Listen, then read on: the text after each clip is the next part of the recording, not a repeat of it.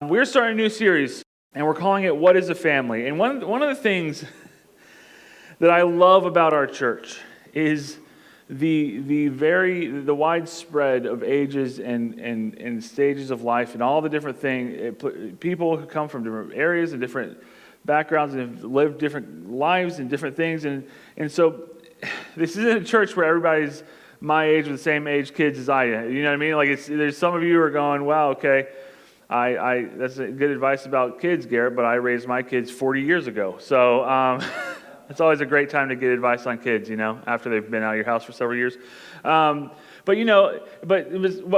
I understand we're coming from different areas, and I understand that life has taken us different directions and all that sort of stuff. But what I want us to do with this series is focus on what God's plan for the family was. When He put it together.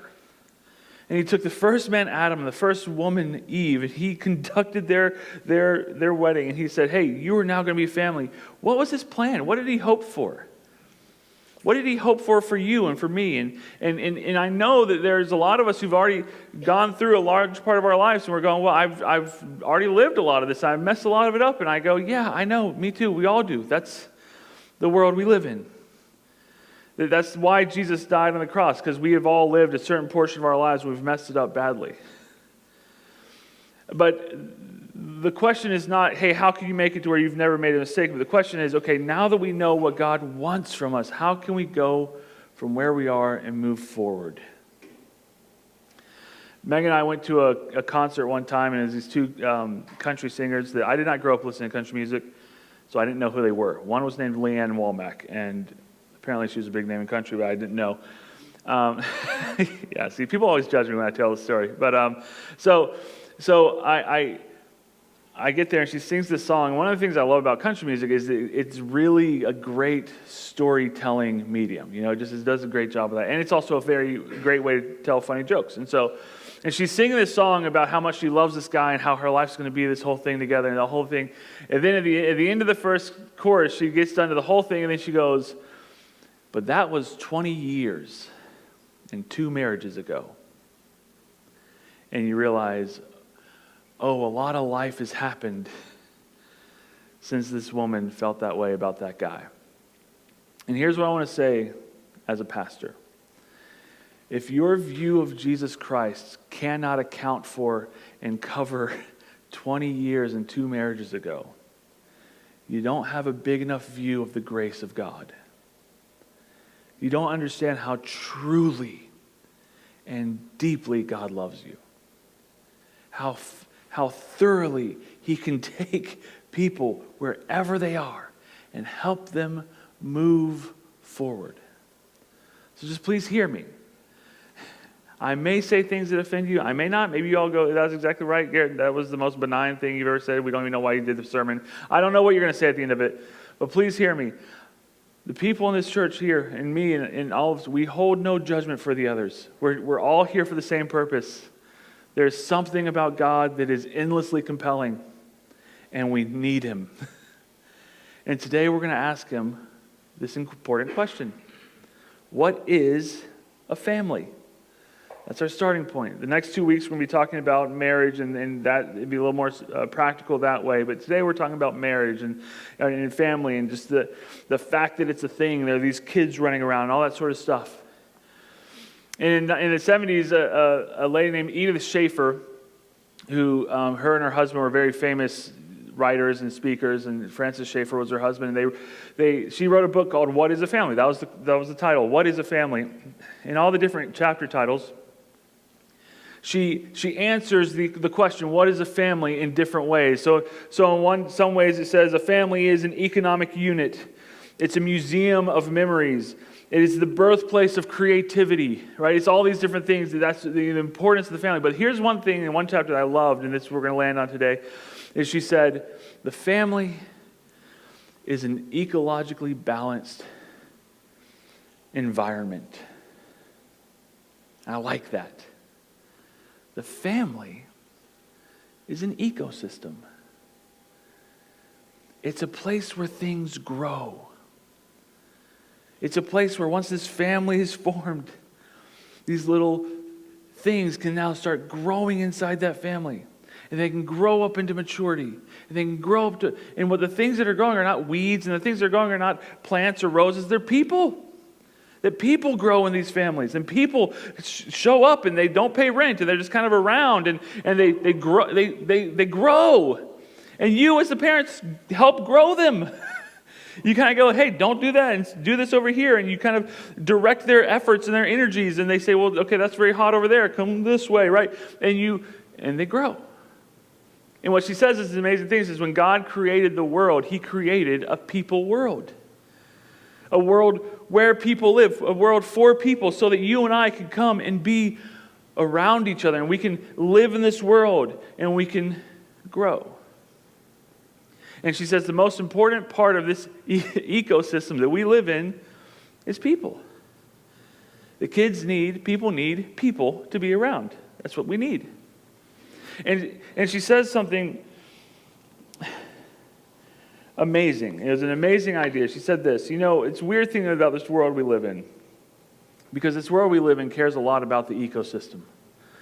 We have a lot of people who will go flying down to the rainforest just to find that lizard that only lives between this limb and that limb, and it's this special creature, and it's its own species technically, even though it looks like every other gecko on earth, but it's its own species technically, and they're going to live their lives at great cost to themselves and great energy to say, hey, everybody, look at this creature up here. We got to protect the ecosystem so it can live and do the whole thing. Or they'll go up to the Arctic Ocean or the Pacific Northwest and say, don't you know about this very special kind of starfish that we got to make sure that you don't just run it over and ruin it and all that sort of stuff? And not only will they spend their time and energy in their entire lives, but they'll also spend your and my tax dollars on these things. And they'll go, we got to protect them. They're going away.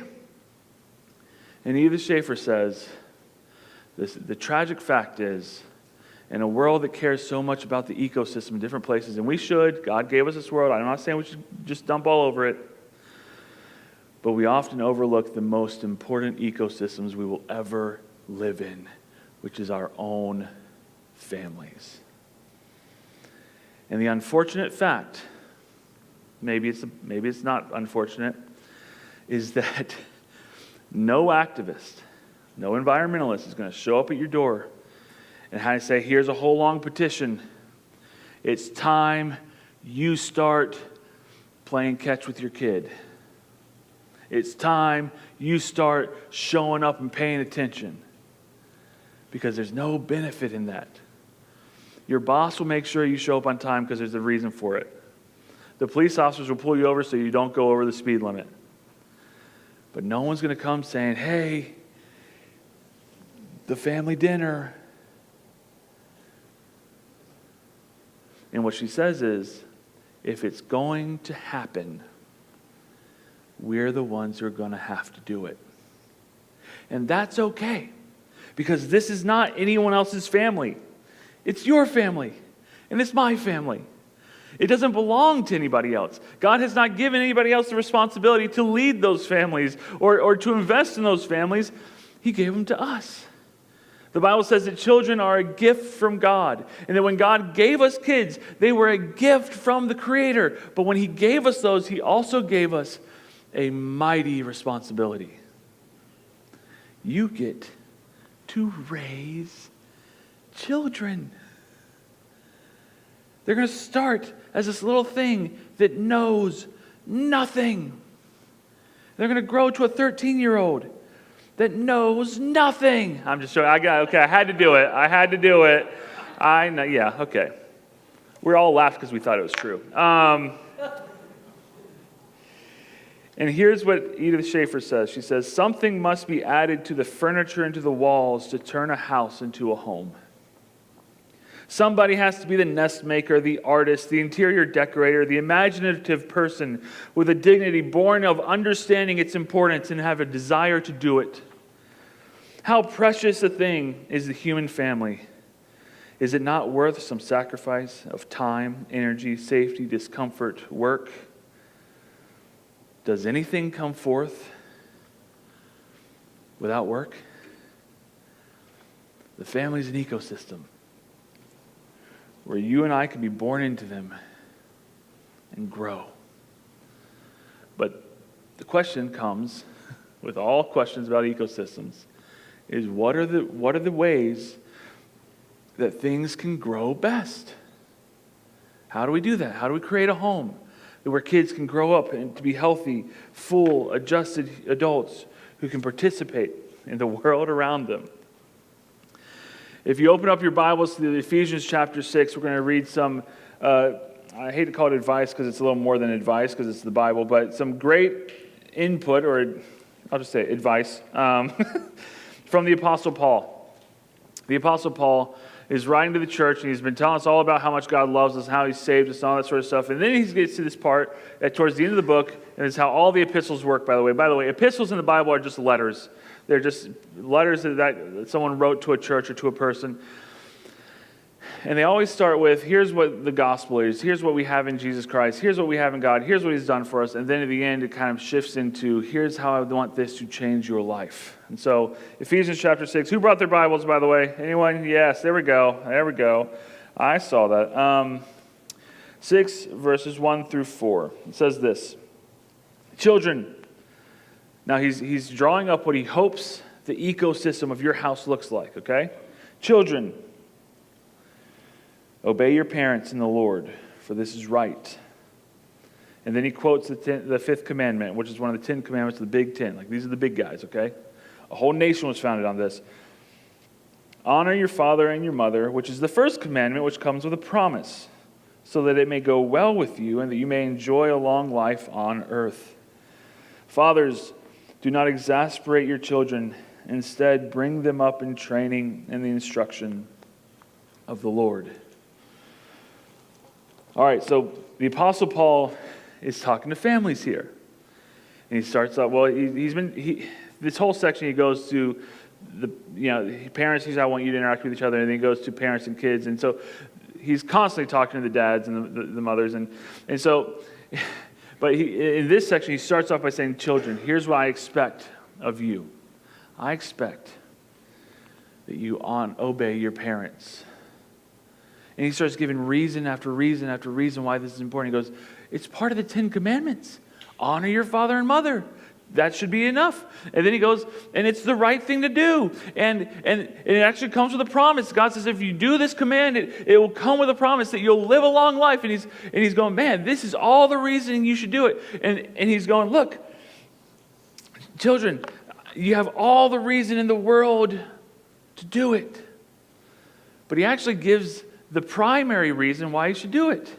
He says, children, obey your parents in the Lord, for this is right. It's right. And if you go on social media and you go just look around the world and you see certain things, we have gotten ourselves into a place as a society, as in a country, where kids don't respect their parents.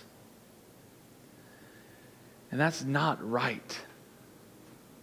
It's not right. It's not right to scoff at and curse your parents, and be like, oh, you're just so stupid. You don't know what it's like to be a 16-year-old, or whatever you're saying. Like, the Apostle Paul would hear that, he'd go, guys, this is not right. In your house, what I'm expecting of you is that you honor your parents. In a healthy ecosystem of a family, there should be honor coming from the kids to the parents. And you'd be tempted, like I'm often tempted, to throw your hands up and go, kids these days. But the Apostle Paul doesn't let us off the hook like that. Okay, kids, breathe. That was like the whole part of the sermon is directed at you, okay? And you're going to really dislike the rest of the sermon. Okay. There we go. One loud single laugh. That's what I was looking for. That makes my life complete. The Apostle Paul then looks at the parents. And he says, fathers, and there's a little footnote in your Bibles if you look at that. It says this is the plural, so it could mean parents. That could be a great way to translate it. And I think this is one of those areas where it's actually this is a very easy way to translate it, parents. Do not exasperate your children. Instead, bring them up in the training and the instruction of the Lord. So Paul says, kids, obey your parents in the Lord, for it's right. And he says, parents, train them in the way of the Lord. Wait, so who's supposed to teach kids to obey the parents? The parents. Isn't that weird? Does that seem backwards in some way? Like, I'm supposed to teach my own kids they're supposed to respect me? And the Apostle Paul goes, yeah, among other things. And here's why it's not all that weird. Because God has given us as parents the authority to lead our houses. The authority to say, this is how people with this last name are going to operate. This is how the people with this last name are not going to operate.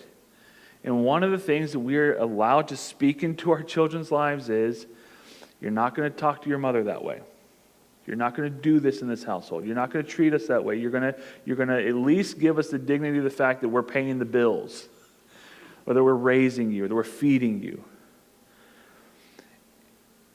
And so Paul's going, guys, we need to be the ones teaching our kids this. Because you can't just hope it'll be taught to them anywhere else in the world. Somebody has to do it. And if you don't make sure it's happening in your household, who's going to make sure it's happening in your household? Someone might. That's a tough gamble. And Paul goes, when you're talking to your kids, when you're interacting with your kids, don't exasperate them. Don't infuriate them. Don't put them in a corner where they feel like they can never do anything right. They can never do what's good by you. And they're constantly doing things wrong. They don't know what the right rules are. They don't know how to do the right thing. Don't exasperate your kids. But educate them. Talk with them. Teach them how life works in the world and teach them how life works in your household. Be clear with what the expectations are. Be clear with, if something's bad behavior, let them know it. If something is not going to be tolerated in this household, let them know it. Like in our house, we don't slam doors in my household. Now, have I slammed a door before? Yes, I have. That's not good. And what I have to do is I say, guys, I'm sorry, I broke one of our own rules. And if kids slam doors, I walk in the room and I say, hey guys, we don't slam doors in this household. Did you know that was a thing? And they're like, yeah. And so I go, okay, we're not doing that anymore. You're speaking it, you're making sure they understand the rules of the road. Because otherwise, they won't know what they are. They won't know how to be good. And here's why it's so important, by the way. Kids are born, we've already said it, knowing basically nothing. But they are born with a couple very powerful God-given traits. One is, I'm going to try to eat stuff so I don't die. That's cool. But the other one is, they're like computers. They will want to figure this world out. It's God-given. It's inbred inside them. They're going to figure this world out. Now, the problem with kids is they don't discriminate. They don't go, I'm just going to try out the things that are not going to be dangerous to me. They're going to go, oh, that's cool, I'm going to put my finger in that. Oh, that's cool, I'm going to put it in my mouth. Oh, that's cool, it doesn't matter if it's a bug or candy. It doesn't matter if it's, Play-Doh or a light socket. They don't care. They're going to be trying to figure this world out. And some of those things can start getting kind of dangerous. So parents have to come along and educate them. They go, oh, no, we're not going to touch the hot thing. It's going to be hot. We're not going to do it. We're not going to put our fingers in there. We're not going to do that. Take that out of your mouth. Come on. And we just have to kind of stay on top of it.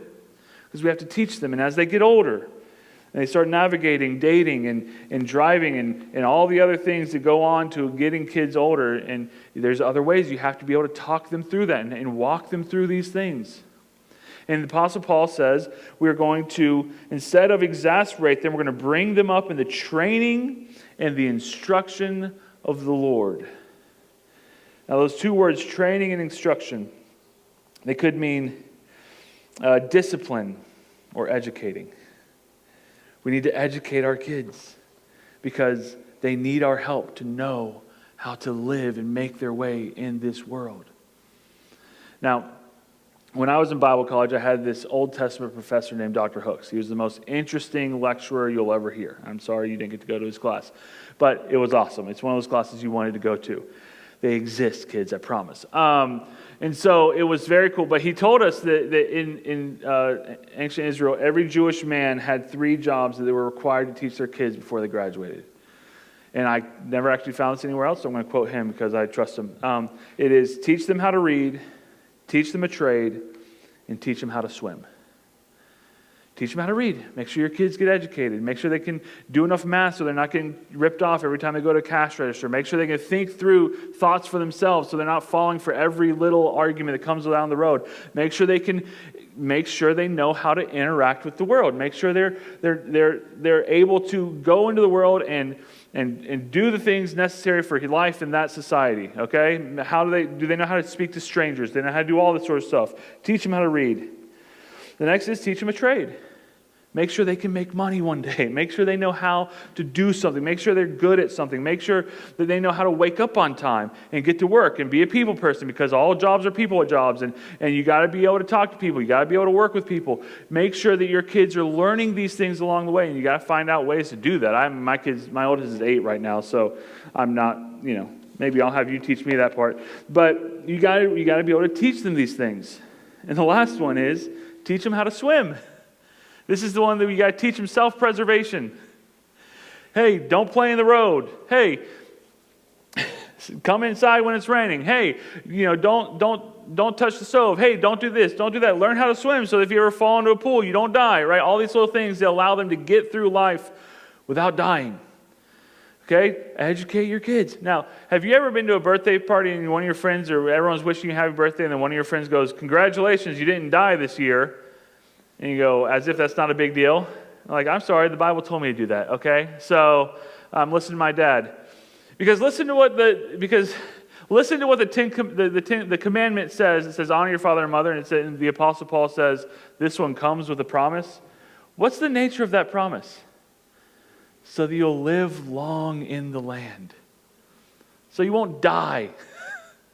If you listen to your parents, you might not die. That's what he's saying. You can live a little longer. You won't have to have all these mistakes coming down the road that you can never undo. Bring them up in the education of the Lord. And then he says, and bring them up in the discipline of the Lord. Sometimes you have to teach them, but sometimes we got to correct them. Hey, you're not listening about this one over here. Hey, you're not avoiding the pitfalls over here like I'm trying to warn you about. And sometimes what we have to do is say, hey, I'm going to give you some amount of a punishment here so that you can start associating this activity with pain. That's what a punishment is. It's an amount of pain that is not going to cripple a kid. It's not going to destroy their life. It's not going to ruin everything. But it's going to hopefully help them avoid a greater pain in the future. We punish our kids for hitting because we don't want them to grow up and go to jail for fighting or worse. We're going to punish our kids for snatching because we don't want them to grow up and start stealing from people. Like, we're going to do a little bit of pain here so that they don't, hopefully, get into far worse trouble down the road. And this is a massively important thing, because here's what the book of Proverbs says. It's not going to be on the screen, but it says this: folly is bound up in the heart of a child, but the rod of discipline will drive it away. He's saying, listen, kids are just naturally foolish. They don't know any better. They don't know any better. They think everything's going to be awesome. My son the other day was on his rollerblades. He was flying down a hill. He took a turn, leaning out. He doesn't know any better. Okay, have you ever been on a bicycle or anything? That's not the way you make a turn. Guys, okay. All right, that was a great one. All right, come on. Whatever. That was supposed to break the tension. They don't know any better. And sometimes we have to say, listen, because you did this, you now have to live through this. And it's a far less punishment of what it could be down the road when you're just left to your own devices out there. And so here's the deal. When we talk about disciplining our kids, here's some practical things to think through when deciding, okay, in our home's an ecosystem that we're a place where we're trying to set up the parameters for our kids to exist in and our families to exist in, and we got to ask ourselves these questions. The first question I want to ask is this: what punishments are you willing to do? I go on social media just like everybody else does. I know how debates go in this world and when it comes to parenting and all these different things. And every little thing, there's a debate about it. And what happens at some point is people stand up and they go, I would never do X, Y, and Z. I would never do this, or I would never do that. Okay, fine. But when we're talking about your family, let's not worry about any of that stuff. Let's ask a different question. What are you willing to do? What are you willing to do where if they cross this line, you go, all right, now you're losing that. All right, you cross the line to your bedroom. All right, you cross the line, no family movie night. All right, you cross the line, you don't get to drive the car. What are the things you're willing to do? And then when the child does something that they know they shouldn't have done, you can do it. Because here's a question. If your kid's throwing a fit on vacation, are you really willing to pack everybody up and end the vacation right there and drive home? No, you're not willing to do that. That's an easy question, guys. You're not really willing to do that. So when your kid's throwing a fit on vacation, don't say, okay, fine, we'll just end the whole vacation right here.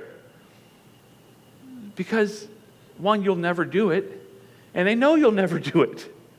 And so not only are you not helping the situation, you're also teaching your kids that what I say doesn't really matter all that much. Because I could say literally anything. Rather, we could say, all right, hey, listen, we're all going to get ice cream. That's what we're trying to do on vacation right now. But you have about 4 minutes to end this fit, or we're all eating it without you. Now, that's a bit of a line. Some of you are going, well, I don't know if I'd be willing to do that. I'd be willing to do it. I would. When I see kids throwing a fit in the grocery store, I don't criticize the parent. I'm like, stay strong, lady. You got this. And if I ever see what the kid's throwing a fit about, I'll get it and I'll eat it in front of their face. That's what I do. Okay, I'm on team parent on this one. Okay, all right. Now, but the question, right? Yeah, right. I know it's the only time I can buy gummy worms and not have Megan yell at me. I'm like, listen, I was helping a lady out. Okay, I couldn't. She still yells at me. But seriously, though, don't start saying things are going to be punishments if they're not really ever going to be a punishment. Speak clearly to your children.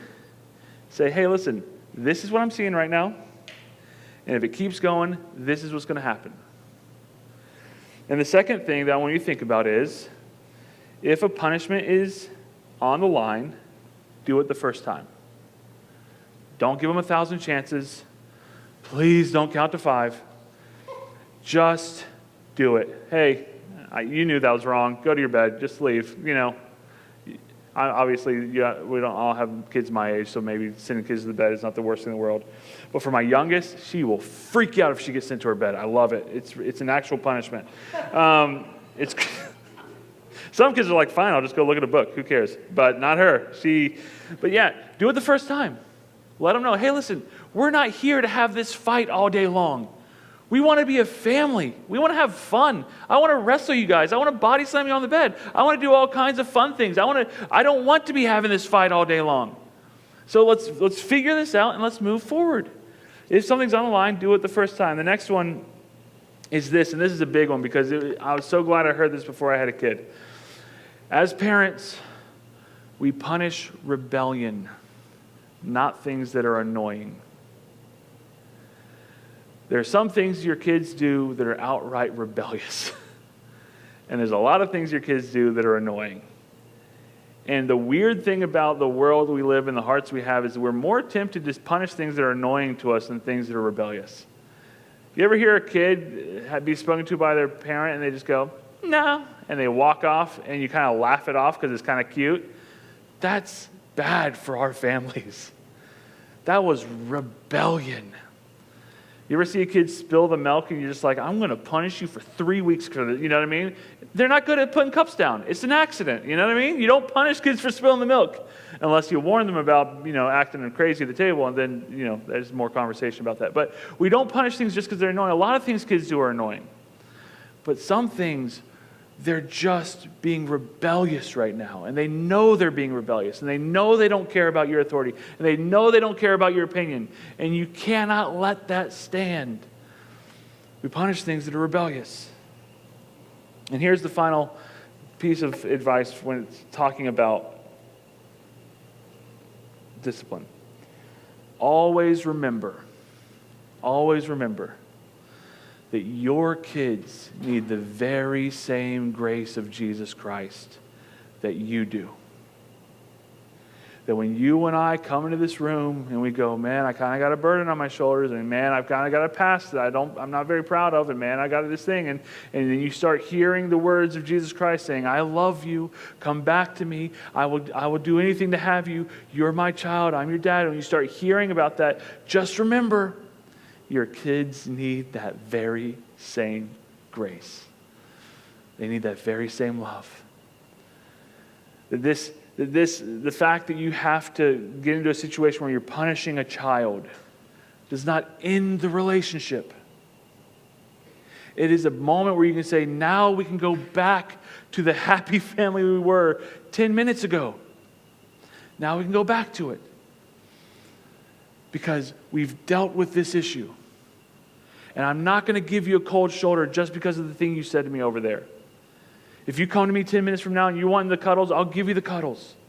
If you come back to me saying, Dad, I want some water or something, I'll give you some water. I'm not going to turn my cold shoulder to you because you did something over here. It happened, it was done, and you're going to get the very same grace that I get from God. I'm going to just pass it straight through. Because we have to remember what we're doing here. The Apostle Paul started talking about this by saying, don't exasperate your kids. Don't infuriate them. Don't run them ragged. What's the opposite of exasperate? Delight them. Please them. Make them happy. The homes we're building should be things that grow happy children. Where we body slam and we wrestle a little harder than Mom wants us to, and we bump heads and we throw the ball and we tackle and we tickle their ribs and they go, stop doing it, I can't take it anymore, and we just laugh and we have fun. That's what we're trying to do. And the best way to do that is to set up clear parameters where kids can know this is where I get to live and exist, and inside this I can do almost anything I want. Do I want to play superheroes? I can do it. Do I want to paint? I can do it. Do I want to do this? I can do it. As long as I'm learning how to live inside this family. Don't exasperate your kids, but train them and instruct them in God so that they can be people who grow up to fully mature and healthy adults. It's an amazing thing. Think about that. That God did not just say, I'll take care of this. I'll be the one that does this. You're going to mess it up, guys, which we will. Megan and I talk about this all the time. It's going to be really weird when we find out the thing that we did that they can't get over. You go, well, I tried all these things to make sure we're not going to be in that household, and that's what, okay, great. You're going to mess something up. But now, where do you do after that? How do you keep walking forward? Because a family is an ecosystem where people grow, where relationships grow, where love grows. And if you and I are not going to tend to it, who will? I went to work one morning and I had a meeting to go to, and I had things to do and all that sort of stuff, and I walk out of my room and all the kids are around the kitchen table and they're eating cereal. They're all just eating cereal and they're all in a great mood, and kids in the morning are the best, and it's just a wonderful thing. And I'm leaving, I got my backpack and I'm doing the whole busy. I'm an important person, there's important people out there, blah, blah, blah, blah, and I'm going to go to work, and blah, blah, and my daughter goes, Daddy, you going to eat breakfast? And I go, nope, can't do it, don't have time for breakfast today, got to go. And I just, love you kids, and kiss, and I walk out the door, and I'm on the way to work just like every other morning, and I look up and I see 3 of my kids standing in the driveway holding little spoons with one bite of cereal on them each. And they all go, you can't go to work without breakfast. And I walked over and I took one bite of cereal off each of their spoons, and they all giggled and laughed and ran inside. And I got in my car and I drove to work. And the entire way to work, all I could think was, I'm so glad I didn't miss that. I'm so glad I didn't blow them off and go, kids, can you just go inside? I got to go to work. I'm so glad I didn't go, oh gosh, guys, don't you understand that Dad's got to pay the bills, I got to do things, I'm an important person. Like, I'm so glad that I didn't miss it. And in this world, your boss will make sure you show up on time. And there's a speed limit to make sure you drive the right speed. And there's the government to make sure you pay your taxes. And there's all sorts of things. But there's no one coming down the road to say, don't you miss that. That's on us. And my prayer for your family and my family is that we won't miss it. That we will be able to build healthy families where kids can grow up. And there will be laughter in our halls. There will be conversations at night when kids are supposed to be in bed, but they go, but I want to talk about this. And there will be all sorts of things going on, and you will be able to have these things. That's my prayer. And I know. Some of you are looking at me going, well, Garrett, it's a little too late for that. Where were you 20 years ago? I was a young man. Too stupid to share this sermon with you. But Jesus was right there. He's always right there. And he always has the same hope for you and the same invitation for you. I don't care where this life has led you. I don't care where you've gotten off on the wrong track. And I don't care where you turn left or to your right and all that sort of stuff. What I now want from you is to come follow me. And as the parents of a family, we have the ability for this short amount of time to say, God, I'm going to follow you, and my family's going to follow me following you. So my question is, what are some of the things in your household that need to change? What are some of the things that are pollutions in that ecosystem? Or what are some of the things that are like good fertilizer for that ecosystem that just aren't there? What are the things that are not there that need to be put there? And what are the things that are there that need to be removed?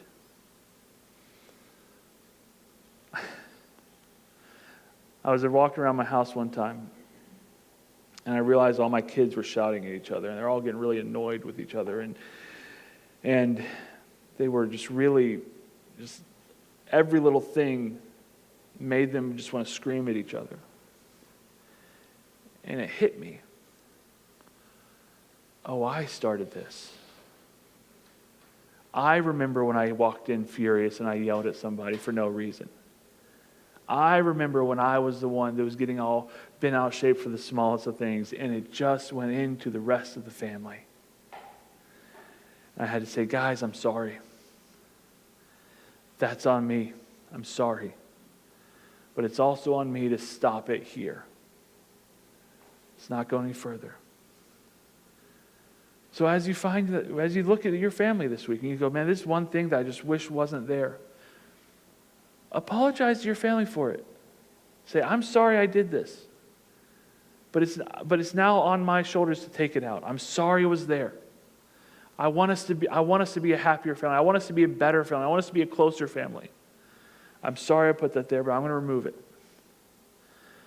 Or maybe there's some relational things, like special time spent with people or whatever. You're going, this has not been here, guys. I'm sorry. I've not been showing up. I've been late. I've been staying late at work or whatever. I'm sorry, but now I'm going to change it. Because if we're not the ones to invest in these things called our families, who will?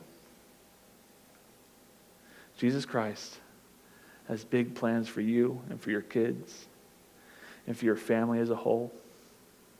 And man, He's allowed you and me to be a part of it. Don't miss what He has given you.